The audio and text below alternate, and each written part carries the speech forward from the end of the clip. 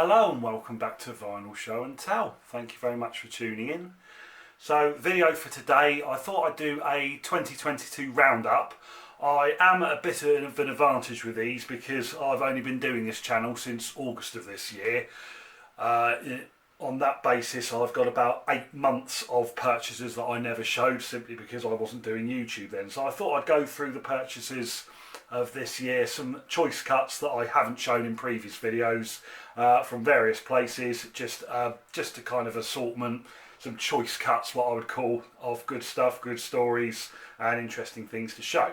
So first of all, let's show a couple of these. So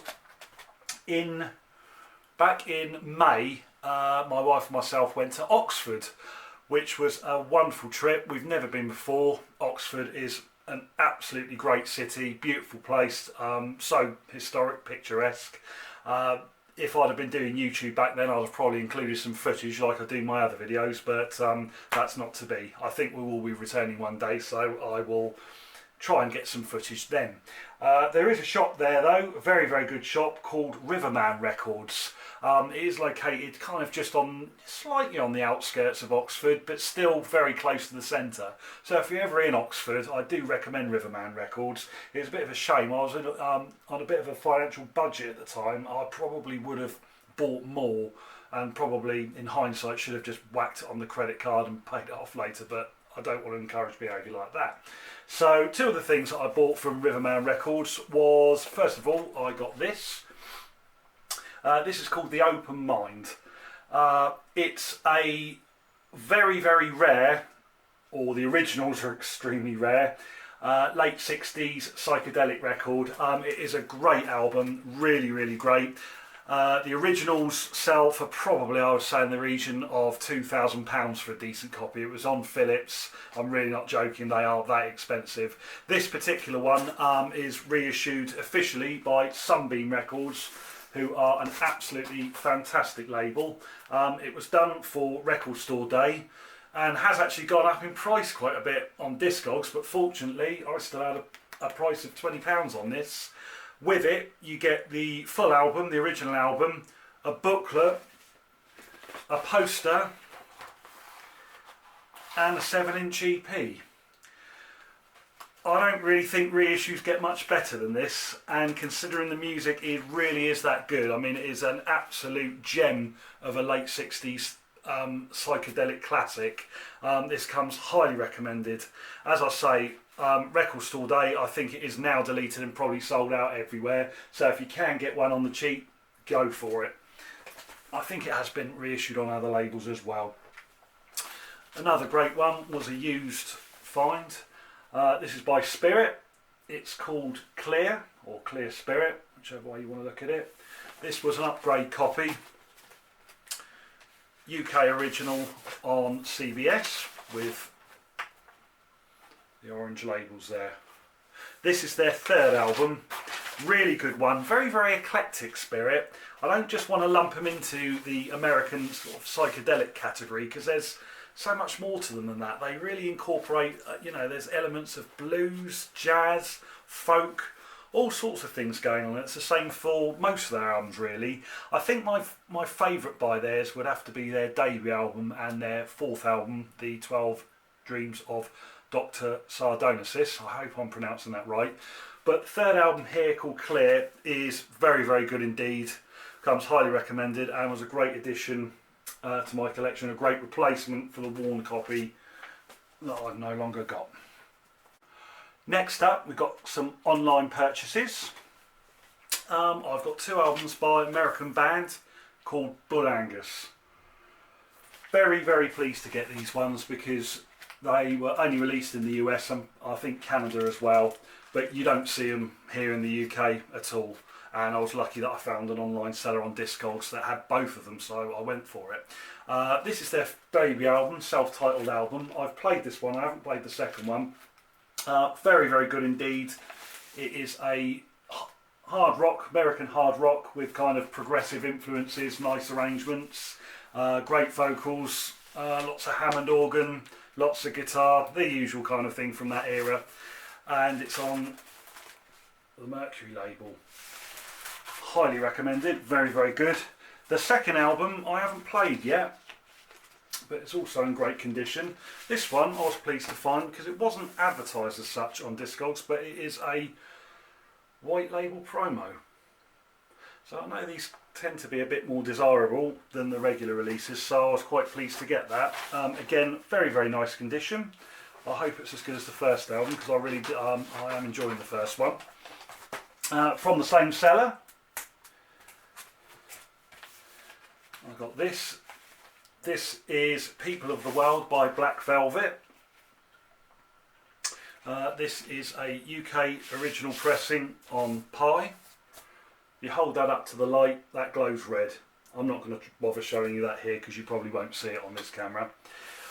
I've spun this one once. It's pretty good. I think it will grow on me. It's kind of a soulful, kind of progressive record. Lots of Hammond organ on it. Quite funky in places. It's funny that this band, I can't really seem to find much information on them at all. All of their releases, they've got about 3 albums, and a lot of them, they got the tracks on them kind of crisscross with each other. I know that it looks like there's a couple of tracks on this one that's on their debut album, so I don't really know whether it's worth getting much more or not, but I was pleased to get that. It's for a very good price and in lovely condition. Finally, off the same seller, I got this, which I haven't yet played. It is called, what is it called? It's called Liberian Music. Is that the right title? I'm sorry, let me check this. Lemurian Music. My apologies. It's called Lemurian Music. And it's by a band called Moo. Is that right? You tell me. I think it's pronounced Moo. I haven't yet played this one. It's described online as kind of folky, early 70s psychedelia. It's from the US. For some strange reason, it didn't get a UK release until 1974, and it came out on United Artists. I don't really know what the story behind that was, that it sort of, you know, should turn up on a major label, but there we go. It's there. Very, very nice copy once again. I look forward to listening to that. So, more from Discogs. This one is a band I'm very fond of. They're called Gene Loves Jezebel. Their albums are so cheap to get. They're kind of like a post-punk on the gothy side band, quite commercial sounding. Their earlier albums were a little bit edgier and they tended to get more commercial as they went along. Now I have to say this particular one is very, very almost overproduced in a way. I think it was produced by a chap called Paul Fox over in the States. Here we are, there's the labels. And this particular album really has a sort of American sound. When was it released? I think this was out in 1987, and it really just sounds like it. I do like it, but the production is so sort of polished and glossy. It is about as commercial sounding as I can just about take. The reason I bought this from the particular seller that had it on Discogs is that he was selling it for £1, but he stipulated that he had a minimum order which went over £1. So on the same order I got myself a complete blind buy, and I got this. Now I'm not going to try and pronounce this. This is a French band. In fact, if just in case you can't read it properly, I'm going to put the band's name on a caption down at the bottom so you can have a look. I don't know if this is actually meant to be pronounced or it's just a jumble of letters. If it is a French phrase that's actually meant to be pronounced, I can only apologise, but I'm not going to even attempt to pronounce what it is. This is also from 1987, but couldn't sound any different from Gene Loves Jezebel if it tried. It's a completely avant-garde kind of progressive jazz rock fusion. I would say it's in the vein of Zappa, Frank Zappa, Gong, Soft Machine, that kind of thing. It's very, very strange. It's on a French label called Musea. Now they're still around today, and they normally concentrate on reissues of kind of psychedelic and progressive stuff. But they, according to Discogs, they did have at the time a few of their own releases. But for 1987, it sounds like something from 1971. It sounds that it's about the most un-80s record I've ever heard. As I say, it was an absolute, complete and total blind buy, just so I could get the Gene Loves Jezebel record. But this was a bargain in itself, to be honest with you, and it's great. I like it. Sometimes it's nice to just discover things like that. I probably would never have stumbled on it otherwise. So it's just one of those things you pick up, and there we go. The results are good, which is always what I like. Okay, so back to trip to Chichester, which happened in the summer. If you watched my last video, I went to Chichester and I talked about two shops there called Time Machine Records and Helter Skelter Records. I bigged them up big time. Unfortunately, I'm going to do it again because they deserve a plug. Time Machine Records are absolutely great. Some great collectible stuff there. Lovely owner Harry, great guy, and always does a good deal. So back in the summer, I got this. It is Backward Progression by Chris Spedding. Chris Spedding is a very, very well-known session guitarist who has done some solo albums, this being his first one. I believe it to be his first, although there is a Japanese only release, but I don't know if we're going to count that. But this was on the Harvest label, a label which I heavily collect. There it is. And it is a brilliant record. For one on the Harvest label that isn't particularly expensive, it's really not hard to come by. And quite frankly, I don't ever think I've seen this in the wild before, because I think if I had seen it in the wild, I would have actually bought it by now. So I was delighted to find it. Musically, it is a kind of what you call a singer-songwriter album in a way, but it's got odd kind of jazzy flourishes. It's slightly progressive. It is an odd record, but a very good one. Chris Spedding, he's not the greatest vocalist in the world, but his vocals they just kind of suit the music in some way. It's a really difficult one to explain this, but if you can come across it and you're a fan of sort of prog rock or the Harvest label, it's definitely one to pick up. So there we go. Backward Progression by Chris Spedding. What have we got left here? Let's have a little look. From Helter Skelter Records across the road, who only ever seem to do records at an absolute bargain price. We got one from the late 60s by a band called The Herd.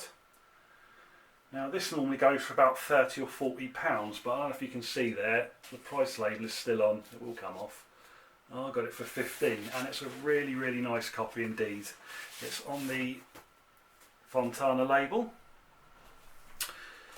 and it's got a couple of well-known tracks, the title track Paradise Lost and the opening track From the Underworld, which is a great late 60s tune. I wouldn't call it an absolute masterpiece. In some ways it sounds a little bit dated in places. The production is quite kind of orchestral, kind of sweeping. Yeah, I don't think it stood the test of time too well, but it's not a bad listen at all. It features Peter Frampton, who went on to Humble Pie and then a very good solo career. And there's also Andy Bown, who had a solo career, Judas Jump, and then joined Status Quo as their keyboard player. So yeah, kind of sort of like a pre-supergroup. Also from the same shop we have got Everything But the Girl, just £5.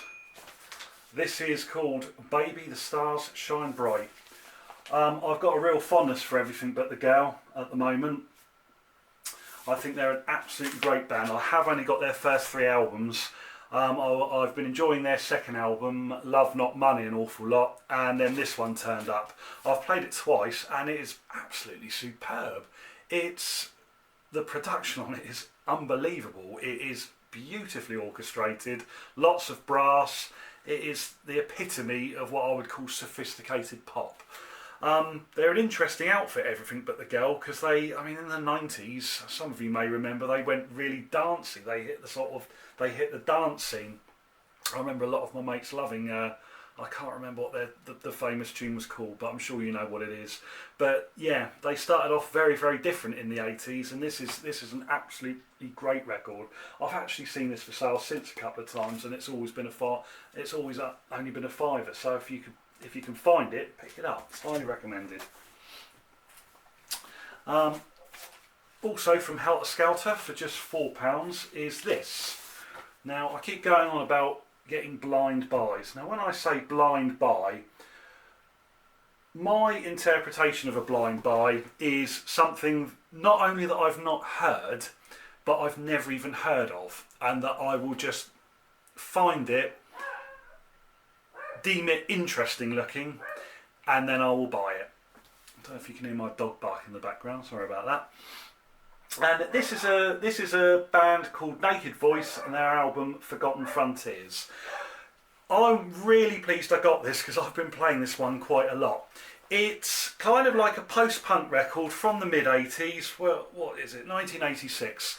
Post-punk, a slightly gothy edge. I would describe as kind of a cross between Echo and the Bunnymen, which is a good thing, and also maybe a little bit of things like maybe if you've heard Comsat Angels, the Chameleons, things like that.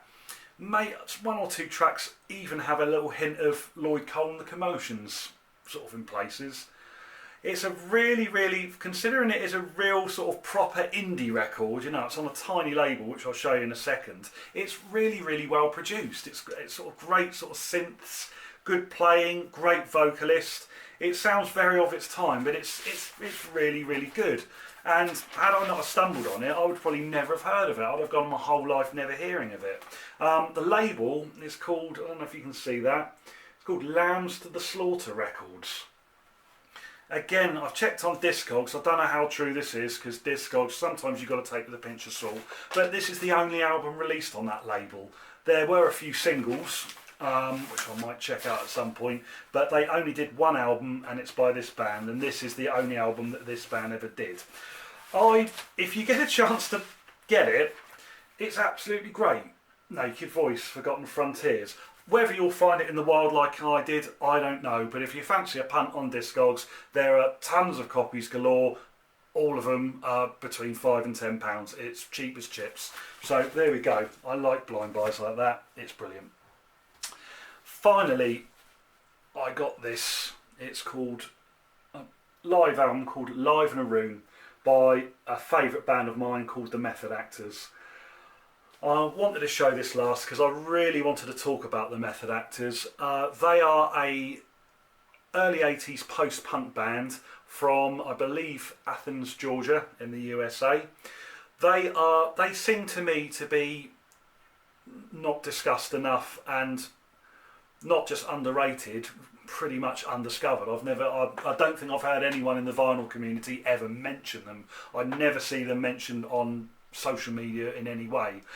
They started out as a two-piece band. It was just a guitarist and bassist and a drummer, and they just create a kind of very industrial, kind of brash sounding post-punk. As the 80s went on, up till about 83, 84, their sound sort of smoothed out a little bit. They added a second guitarist and a saxophone player, but they still had that kind of great post-punk sound. They are really excellent. If you like post-punk, I cannot recommend this band enough. They've done a few albums and a few EPs. If you're gonna look into it, their discography is a bit of a weird one. Their kind of UK and US releases differ track listing wise and kind of crisscross. So if you are going to look into them, do your homework. But as post-punk bands go, they are up there. They are one of my absolute favourites, and I was very pleased to get this live album. It's only an EP or mini album, played at 45 RPM, and I would recommend it and this band. If you can look them up, you won't regret it. Again, I've never ever seen a Method Actors album in the wild. I've never done it. I've had to get them all online, but on Discogs, they're cheap as chips. They're £10 or less. They do not sell for much money at all. So I'm hoping, a little plug there, they might get a bit more love from that. So there we go. Right, that is all from me. So I hope you're all doing okay. I hope you all have a great new year. I have got 2 resolutions for you. One is a little favour. Hit that subscribe button. Sorry, I couldn't resist it. The second resolution, and most importantly of all, buy more records. Whatever they are, just go out and buy more records. It's the greatest hobby ever. Don't make yourself skint. Only buy what you can afford, but just buy more. I would love to hear from you in the comments. I'm getting a lot more comments. I've had loads more over the last fortnight as the channel's growing. You're a lovely lot, aren't you? So yeah, some really nice things have been written. Love to hear what you've been buying, or if you've got any opinions on any of the bands I've shown you. I'd love to hear from you if you've heard the Method Actors or indeed Naked Voice. Please give me a comment if you've got or like either of those bands. I would very much like to hear from you. But for the time being, that's all from me. So take care and thanks for watching.